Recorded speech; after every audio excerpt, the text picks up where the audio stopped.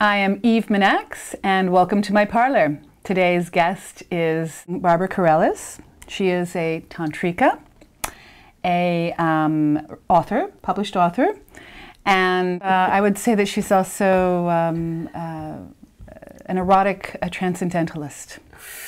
A new title, I love that. Barbara has coined a term. Let me go ahead and just explain to the people out there.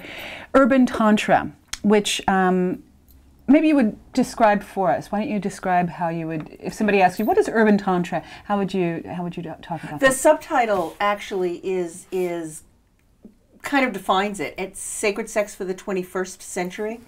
I wanted a brand of sacred sex, a way of practicing sacred sex that was really, really accessible to everybody. Mm-hmm. A lot of people felt shut out of Tantra. Well, actually, let me define Tantra or qualify Tantra for a moment. Mm-hmm. I think what we're all practicing, all of us who say we're doing Tantra, we're all doing Neo-Tantra. Mm-hmm. So I decided to write a version of Tantra, a way of doing Tantra, a way to approach Tantra that was all gender inclusive, including transgender inclusive, that was queer inclusive, that was BDSM inclusive. Where we meet is that our interest in BDSM and Tantra and the places where those come together. Mm-hmm. I was just thinking about that. You're one of they're getting to be more people who understand that there is not that rigid separation. Yeah, which used to be very common. Here and here. Yeah. But Tantra is the perfect bridge because Tantra doesn't believe in duality, doesn't believe in binaries. It's all one. So in reality, it's more like if this were a piece of piercing jewelry with two little balls on either end, and you bent it into a curved barbell, SM and Tantra would be more like here. Mm-hmm. Mm-hmm. Because they're both such conscious practices, and in the case of SM, have to be. Mm-hmm. Pain can be defined as extreme sensation. Exactly.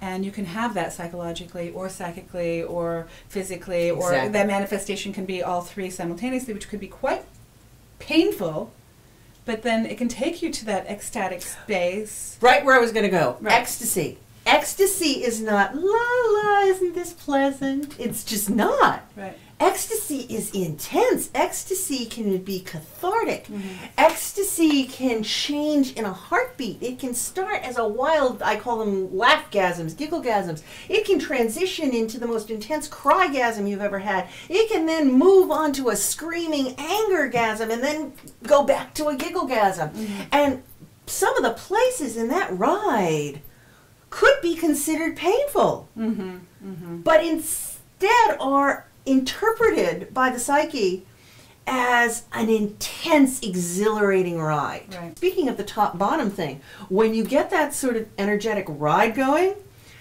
the bottom, if you will, the receptive person, is like the magic carpet. And the top or active person can just kind of, with consent and agreement, jump on to that magic carpet once it's flying and go for the same ride. Connected. And that's the place. People talk about connection in sex in ways that can frustrate me. I love to ask these days is, why do you do sex? Why do you do sex? What do you get out of it? What's the number one reason you do sex? And I'm speaking to the connection point. Yeah. If my number one reason for doing sex, and it is my number one reason for doing sex, is the cosmic journey, the flying through the universe, the altered states of consciousness, meeting God, Goddess, all that is in their private chamber. That is my number one reason for doing sex. And I'm engaged in a sexual encounter with someone whose number one reason for having sex is romantic connection. We need to talk about how to do connection. How to find that space. How to find the space where we can meet. Yeah. Barbara, it's been an absolute wonderful, amazing pleasure. You are just as ecstatic as always. And I would say an erotic transcendentalist indeed.